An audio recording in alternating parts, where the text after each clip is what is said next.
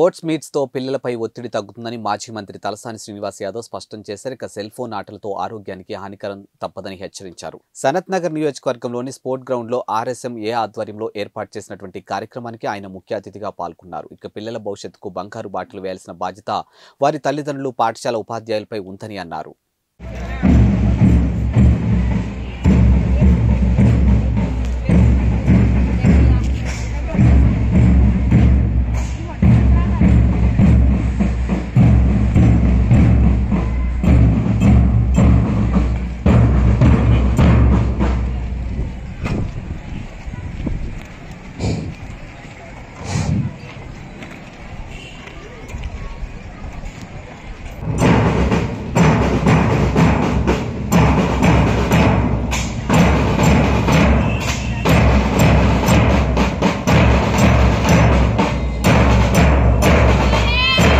Education అనేది ఈరోజు top priority.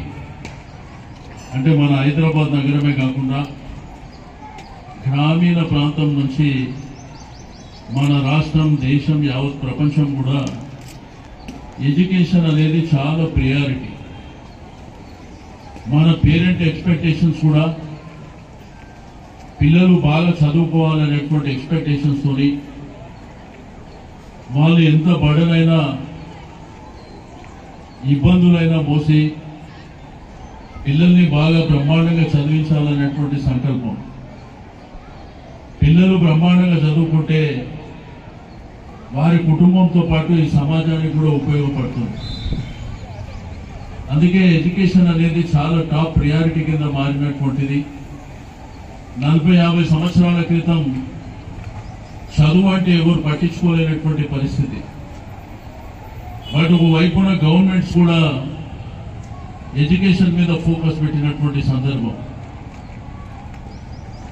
మరి ఈరోజు ఖైరతాబాద్ కానివ్వండి, సనత్ నగర్, అమీర్పేట్ ప్రాంతంలో ఎన్నో సంవత్సరాల నుంచి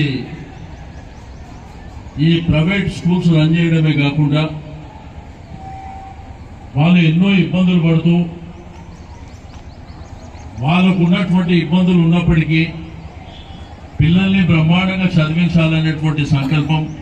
ఆర్గనైజేషన్ కూడా రికగ్నైజ్డ్ స్కూల్ మేనేజ్మెంట్ అసోసియేషన్ అని ఒక ఆర్గనైజేషన్ ఏర్పాటు చేసుకొని అందరము కలెక్టివ్గా ఉండి పిల్లల భవిష్యత్తు మన చేతిలో ఉంది అనేటువంటి ఒక సంకల్పంతో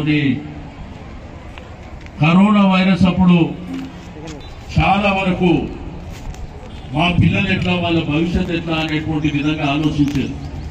అంటే మన తల్లిదండ్రుల తర్వాత తల్లిదండ్రులు అంటే మీ స్కూల్లో ఉన్నటువంటి టీచర్స్ అని చెప్పి ఈ సందర్భంగా తెలియజేస్తా ఉన్నాను. ఉదయం నుంచి సాయంత్రం వరకు మీరు బాగా చదువుకోవాలనేటువంటి సంకల్పం వాళ్ళలో ఉంది.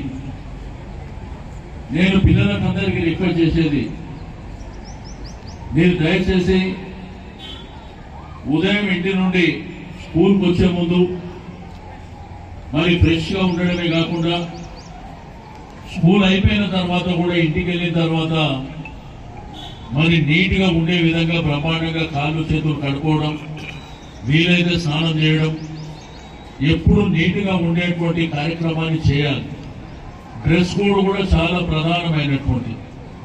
మనం ఎంత నీట్గా ఉంటే మనకే అంత ఉపయోగపడుతుంది. దాంతోపాటు ఒక చదువే ఎడ్యుకేషన్ అనుకుంటా ఉదయం నుంచి సాయంత్రం వరకు. ఇంటికి పోయిన తర్వాత కూడా మన పేరెంట్స్ ట్యూషన్స్ ఏర్పాటు చేస్తారు. పిల్లల చదువు దినమంతా సాయంత్రం వరకు మన కార్యక్రమం ఉంటుంది. కానీ సేమ్ టైం మీ అందరికీ రిక్వెస్ట్ చేసేది, స్పోర్ట్స్ మీద కానీ కల్చరల్ యాక్టివిటీస్లో కూడా పార్టిసిపేట్ చేయాలి.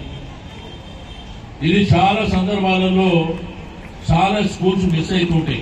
పూరా లోకల్ మీకోసం మా ఛానల్. మీ జిల్లాకు, మీ మండలానికి, మీ గ్రామానికి, మీ ప్రాంతానికి, మీ వీధికి, మీ ఇంటికి, మీ వద్దకి, ఎక్కడికైనా ఎప్పుడైనా మా పూరా లోకల్ ఛానల్ వస్తుంది. మీరిచ్చే సమాచారాన్ని అందరికీ చేరువయ్యేలా చేస్తుంది. మీ గొంతుకని ప్రతి ఒక్కరికి వినిపిస్తుంది. మీకు ఎల్లప్పుడూ అందుబాటులో ఉంటుంది మా పూరా local. Your choice for local voice. Pura Local.